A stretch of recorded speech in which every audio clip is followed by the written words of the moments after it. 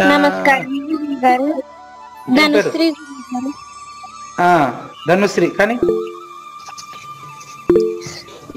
నమస్కారం గురుగారు, నా పేరు ధనుశ్రీ. ఓం శ్రీకృష్ణ పరబ్రహ్మణే నమః. శ్రీమద్ భగవద్గీత అథాష్టమోధ్యాయః. అక్షర బ్రహ్మ యోగః. శ్లోకం నంబర్ 9. భూతగ్రామాః స ఏవం భూత్వా భూత్వా ప్రలీయతే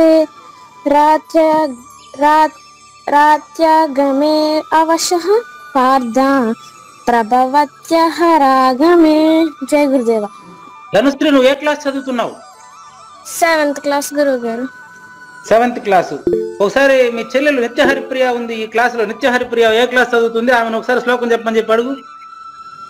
నిత్య హరిప్రియ అక్క చెప్పక్క. శ్లోకం ఒకసారి చెప్పవా? ఓకే అక్క.